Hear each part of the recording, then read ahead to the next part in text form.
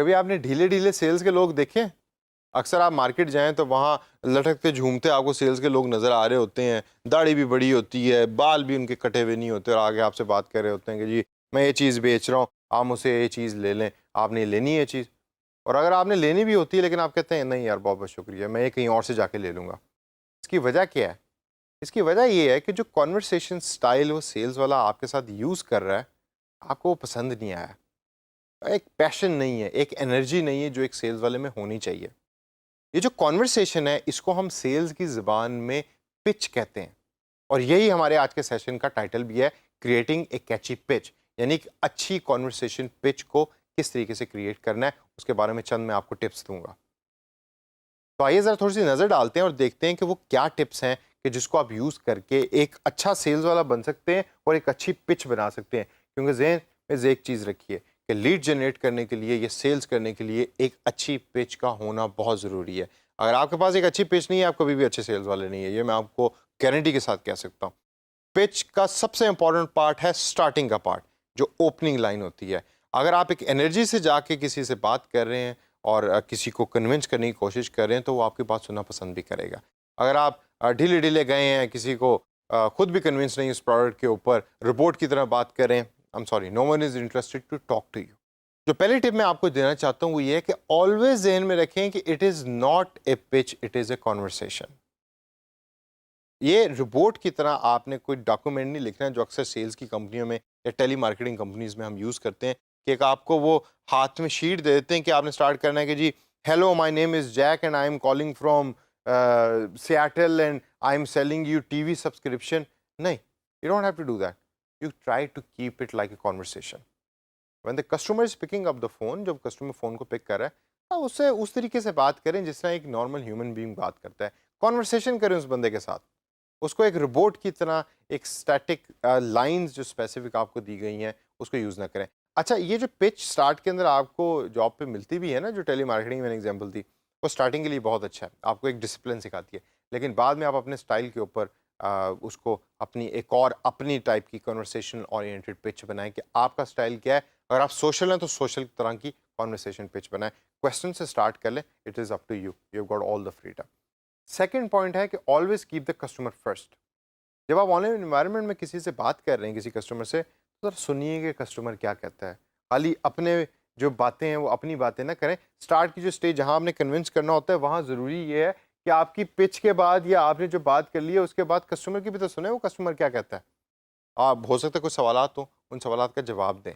तो पिच का एक बहुत इंपॉर्टेंट एरिया वो भी है कि जिसके अंदर हैरत की बात है कि आपने बोलना कुछ नहीं होता, सिर्फ सुनना होता है चुप करके, और सुन के रिबटल करना होता है या उन जवाबों सवालों का जवाब देना होता है। अगला पॉइंट है कि use stories to relate. Stories बनाइए। अक्सर सेल्स के लोग मशहूर होते हैं कि वो ऐसी स्टोरीज बना लेते हैं कि जो एक्चुअली हुई भी नहीं होती उनके साथ। वो जो सी चीज़ बेच रहे हैं उस चीज़ के मुताबिक वो स्टोरी बना लेते हैं। Story telling is an art. तो स्टोरी जो है उसको बनाना सीखिए और स्टोरीज अपनी पिच के अंदर इंक्लूड कीजिए। एक ही स्टोरी रख लें बेशक, और उसी स्टोरी को बार बार यूज़ करते रहें। लेकिन एक चीज़ ध्यान में रखें, ये स्टोरी सिंपथी ओरिएंटेड ना हो।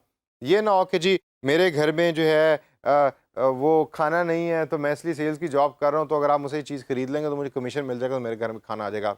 नहीं, ऐसे कभी भी आपसे सेलिंग नहीं होगी।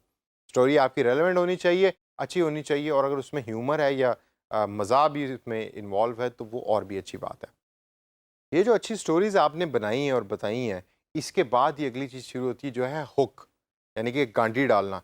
जब आप एक अच्छी पिच से शुरू करते हैं तो आप बेसिकली गांडी डाल रहे होते हैं सेल्स आगे कस्टमर को, तो उसके थ्रू लीड जनरेट हो रही होती है। तो एक अच्छा हुक डालने के लिए आपको एक अच्छी स्टोरी की ज़रूरत होती है, एक अच्छी ओपनिंग की ज़रूरत होती है। तो इसलिए hook is a very important concept of a sales pitch.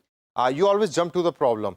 इधर-उधर की कहानियाँ ना बताएँ, सब पता है सारों को, आप प्रॉब्लम पे आएँ, ये प्रॉब्लम आपका है, ये उसका सॉल्यूशन है, बताइए कैसे आगे चलना है। तो that's why the jumping to the problem is a very very important tip कि जो आपने एक पिच बनाते हुए अपने ज़हन के अंदर रखनी है। हमेशा जो भी आप बात करें उसको बैकअप करें फैक्ट्स के साथ। ऐसे हवा में ना बात करें, आप फैक्ट्स के साथ बैकअप करें। फॉर एग्जांपल जैसे मैंने वो फेसबुक की बात की थी, तो मैंने आपको बताया था कितने बिलियन लोग फेसबुक को यूज़ करते हैं। आप जाके सर्च कर लीजिए, उसे मिलता-जुलता आपको फिगर मिलेगा। जब भी आपके सामने डाटा आ जाता है या फिगर्स आ जाती हैं, तो जो सुन रहा होता है ना, वो सुनने वाला बंदा कहता है अच्छा चलो यार ये फिगर्स बता रहा है, ये फिगर्स ठीक भी हैं, तो हो सकता है ये जो बात करें वो भी ठीक ही हों। हमारी जो फेयरनेस क्रीम है गोरा बनाने वाली, उसने पिछले 15 लोगों ने उसको यूज़ किया और महीने के अंदर उनमें से 8 लोग जो हैं वो गोरे हो गए। अब ये सही फिगर तो नहीं है, फैक्ट तो नहीं है, लेकिन ऐसे फैक्ट्स भी सेल्स के लोग जो हैं वो दे रहे होते हैं। तो आप अपने फैक्ट्स अच्छे वाले जो हैं उसको निकालिए, उसको यूज़ किए अपनी पिच के अंदर। हमेशा कॉल टू एक्शन आपकी ऑनलाइन लीड जनरेशन में होना चाहिए। हवा में ना छोड़ें। जब आपने कन्विंस कर दिया तो what do you want that person to do? Form को फिल करवाना है, इन्फॉर्मेशन लेनी है, किसी प्रोडक्ट के पेज पे क्लिक करना है, प्रोडक्ट को परचेज करना है, वो कॉल टू एक्शन क्या है? उसको हमेशा आप डिसाइड करें। अपनी पिच के अंदर वो इंक्लूडेड हो। What exactly do you want customer to do? पहले तो कस्टमर आपकी बात सुन रहा था, कन्विंस हो गया।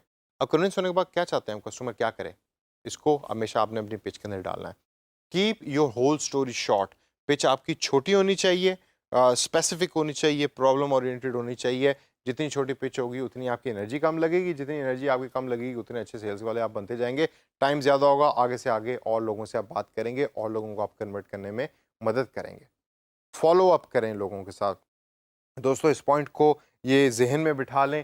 Sales at times do not happen straight away. ये नहीं कि आप पहली दफ़ा बंदे से बात करेंगे तो वो आपसे चीज़ खरीद लेगा। फॉलो अप करें, हैबिट बना लें फॉलो अप को करना, और ये बड़ा इंपॉर्टेंट पॉइंट है। तो दोस्तों इस सेशन के अंदर हमने कैची पिच के बारे में बात की कि कौन कौन से ऐसे एलिमेंट्स हैं जो कैची पिच के अंदर उसका पार्ट होते हैं। इन तमाम एलिमेंट्स को जहन में रखकर जब भी अब आपने ऑनलाइन लीड जनरेशन के प्रोजेक्ट्स करने हैं तो इन एलिमेंट्स को जहन में रखें और इसके मुताबिक एक छोटा सा पैराग्राफ बेशक बना लें। आप जितने लोगों से बात करेंगे ना उतना आपका एक्सपीरियंस बढ़ेगा और उतनी अच्छी पिच आपकी होती रहेगी। मुझे अभी भी याद है, यह सेशन ख़त्म करने से पहले मैं एक एग्जाम्पल देता हूँ। मुझे अभी भी याद है कि एक मेरा दोस्त हुआ करता था जो एसएमएस मार्केटिंग करता था। वो जो अपना एसएमएस है वो हमेशा जब भी मैंने देखा तो मैंने कहा यार कि ये प्रोफेशनल एसएमएस नहीं है जो तुम भेजते हो, ये तुम क्यों ऐसे करते हो? तो उसने मुझे दिखाया कि वो जिस तरीके से एसएमएस भेजता था उसका रिस्पॉन्स रेट बहुत अच्छा होता था। क्यों? क्योंकि वो उसको शुरू करता था अस्सलाम वालेकुम से, उर्दू के अंदर टेक्स्ट लिखता था, कुछ लफ्ज़ बड़े कुछ लफ्ज़ छोटे। वो ऐसा लगता था जैसे किसी बंदे ने आपको टेक्स्ट भेजा है। तो जब आप उस टेक्स्ट मैसेज को पढ़े होते थे तो आपको तीसरी या चौथी लाइन पे जाके पता लगता था कि एक्चुअली ये मार्केटिंग वाले का टेक्स्ट है, ये किसी एक्चुअल बंदे का टेक्स्ट नहीं है। जिसकी वजह से लोगों का उस मैसेज को ज़्यादा खोलने का जो डाटा है वो भी अच्छा था और उसके ऊपर रिस्पॉन्स रेट भी बहुत अच्छा हुआ करता था। तो दोस्तों आप इन तमाम चीज़ों को अपने जहन में रखें और सेशन ख़त्म करने से पहले याद करें वो सेल्स वाली कि जो आपको अक्सर आपके मोबाइल फ़ोन पे मैसेज करती है और कहती है कि मेरे मोबाइल फ़ोन के अंदर बैलेंस को रीलोड करवा दें। उसकी पिच बहुत कैची है। तो उसकी पिच जो कैची है उसके क्या-क्या एलिमेंट्स हैं और इन सजेशंस में से उसने क्या-क्या सजेशंस को यूज़ किया है, देखिए और लर्न कीजिए।